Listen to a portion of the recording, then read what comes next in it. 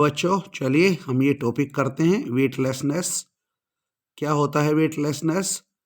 It is a situation in which the observe weight of a body become zero.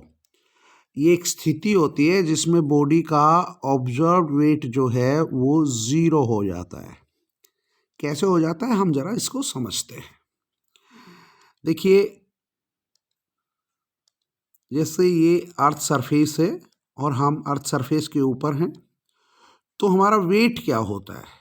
Wait हमें किसे कहते हैं? दरअसल वेट क्या है? वेट वो फोर्स है जिसके साथ बॉडी जो को पृथ्वी अपनी तरफ खींचती है। जैसे ये अर्थ है, तो ये अर्थ है, तो ये क्या करेगी? हमारी बॉडी के ऊपर फोर्स लगाएगी, और हमारे बॉडी के ऊपर वो जो फोर्स लगा रही है वो फोर्स ही क्या कहलाता है? वेट कहलाता है। यानी force with which earth attract the body towards its centre. पृथ्वी की सरफेस पे जब भी कोई बॉडी होगी तो पृथ्वी क्या करेगी? उसके ऊपर एक फोर्स लगाएगी और उसे अपने सेंटर की तरफ खींचेगी उस फोर्स के साथ। तो जिस फोर्स के साथ पृथ्वी बॉडी को अपने सेंटर की तरफ खींच रही है वो फोर्स ही क्या होता है? वेट होता है उस बॉडी का। और फोर्स कितना होगा? mg। तो ये बॉडी का वेट होता है, और इस वेट को हम क्या कहते हैं? True weight. True weight. Clear? सबसे पहले हमें यह समझने की जरूरत है कि वेट क्या होता है। जिस फोर्स के साथ पृथ्वी किसी भी बॉडी को अपने सेंटर की तरफ अट्रैक्ट करती है वो फोर्स ही उस बॉडी का वेट होता है, जिसका फार्मूला होगा mg। अब हम दूसरी सिचुएशन लेते हैं।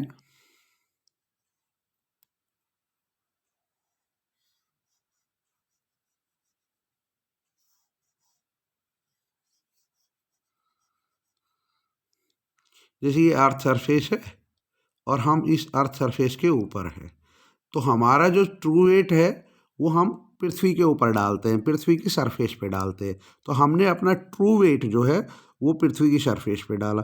क्योंकि हम पृथ्वी की सरफेस को प्रेस कर रहे हैं इस वेट के साथ, तो ये एक्शन है। क्या हो गया? ये एक्शन हो गया। तो ये अगर एक्शन है तो रिएक्शन भी होगा। तो हम पृथ्वी पे वेट W डाल रहे हैं तो पृथ्वी क्या करेगी? हमारे ऊपर नॉर्मल रिएक्शन करेगी R। ये R जो है ये इस W के बराबर ही होगा, लेकिन अपोजिट डायरेक्शन में होगा। और ये जो R है ये क्या कहलाता है? ये आपका ऑब्जर्व्ड वेट कहलाता है। Observed weight. तो समझने की जरूरत यह है कि वेटलेसनेस की जो सिचुएशन है इसके अंदर आपका एक्चुअल वेट, ट्रू वेट जो है वो जीरो नहीं होता है। वो तो आपका जो है वो रहेगा। आपका क्या जीरो हो जाता है? ऑब्जर्व वेट जीरो हो जाता है। तो ये जीरो कैसे हो जाता है जरा इसको समझते हैं।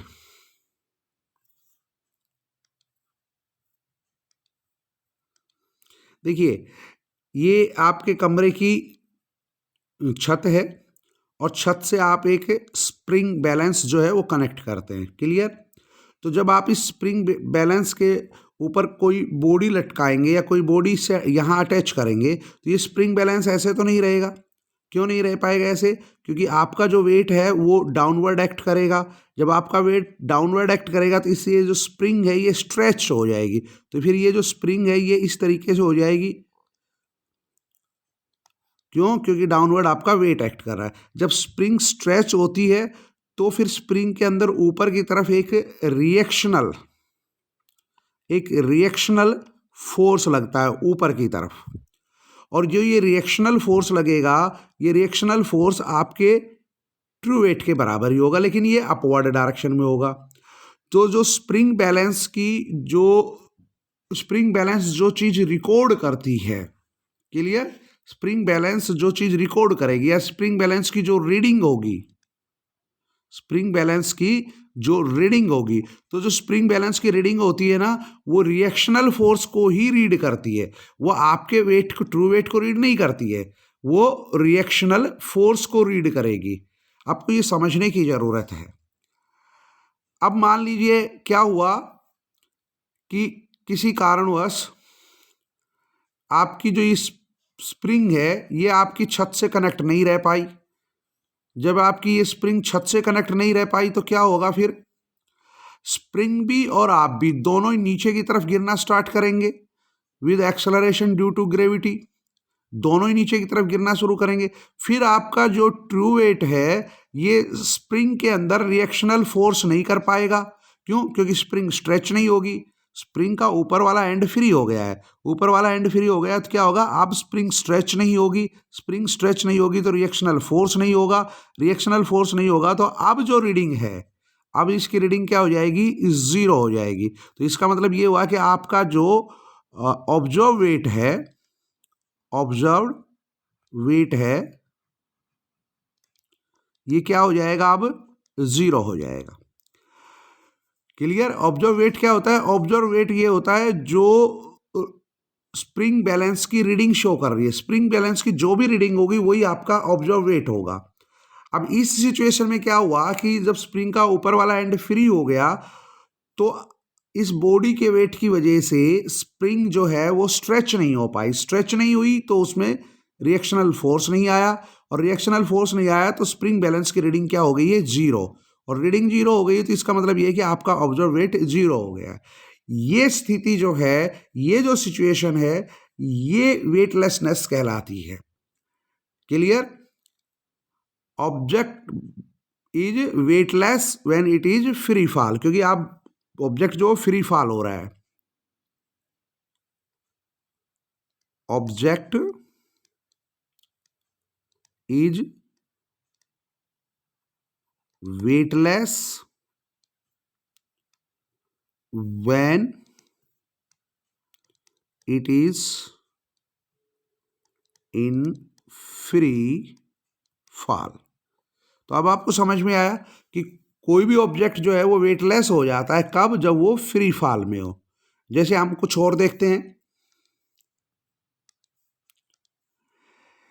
जैसे ये अर्थ है और जो सैटेलाइट होता है वो सैटेलाइट पृथ्वी के चारों तरफ घूमता रहता है ना, पृथ्वी के चारों तरफ घूमता है।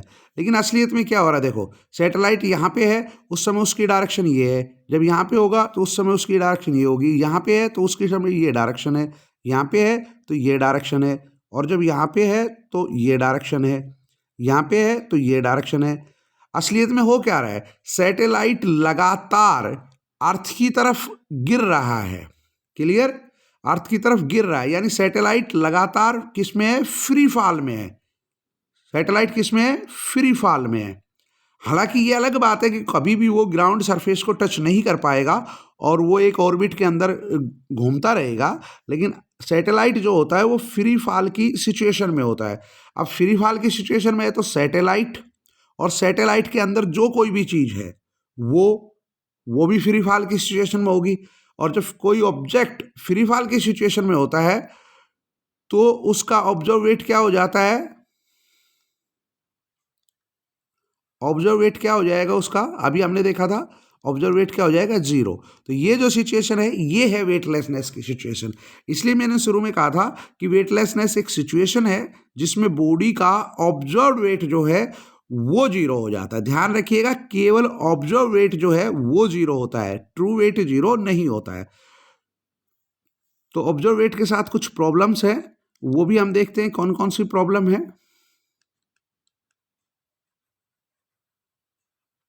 प्रॉब्लम्स ऑफ वेटलेसनेस, कौन कौन सी प्रॉब्लम है। नंबर वन, एक तो क्या होगा कि जैसे आप स्पेस क्राफ्ट में हैं, ओके, आप स्पेस क्राफ्ट में हैं तो वो तो पहले ही बता दिया, एक स्पेसक्राफ्ट की सिचुएशन में होता है, फ्री फॉल की सिचुएशन में होता है, इसलिए उसका ऑब्जर्व वेट 0 होगा और उसके अंदर जितनी भी चीज़ें हैं उन सब का ऑब्जर्व वेट 0 होगा।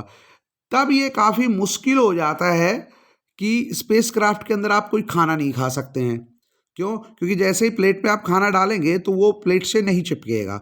आप चम्मच लेंगे तो वो चम्मच से भी नहीं चिपकेगा, तो आपके लिए खाना खाना बड़ा मुश्किल हो जाता है। आप गिलास के अंदर पानी डालना चाहेंगे, वो पानी नहीं डलेगा। तो खाना पीना बड़ा मुश्किल हो जाता है स्पेसक्राफ्ट के अंदर, क्योंकि उसके अंदर वेटलेसनेस की स्थिति होती है। दूसरा,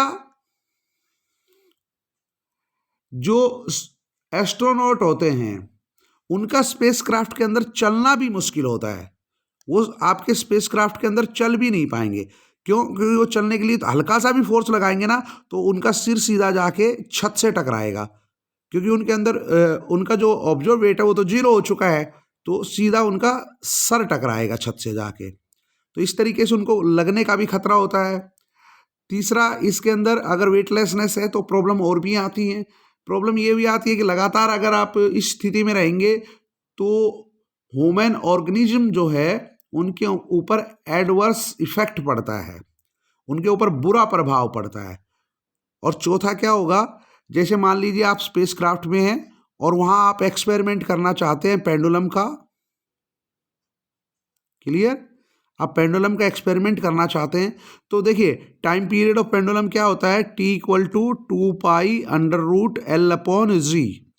अब वहां पे क्या होगा, वहां पे जी की वैल्यू तो क्या हो चुकी है, जी की वैल्यू तो 0 हो जाएगी, क्लियर? तो जी की वैल्यू 0 है तो फिर आपकी ये जो टी की वैल्यू है ये कितनी आएगी, ये इन्फिनिटी। यानी आपका जो सिंपल पेंडुलम है उसका टाइम पीरियड क्या हो गया, इन्फिनिटी। तो आप उसे इस तरीके से अगर आप उसे ऑसिलेट कराना चाहेंगे तो उसका एक भी ऑसिलेशन पूरा नहीं हो पाएगा, एक भी नहीं हो पाएगा, क्योंकि एक ऑसिलेशन कंप्लीट होने में भी कितना समय चाहिए उसको, इन्फिनिटी समय चाहिए, और वो तो बहुत ज़्यादा होगा इन्फिनिटी समय, तो मतलब वो कंप्लीट नहीं हो पाएगा।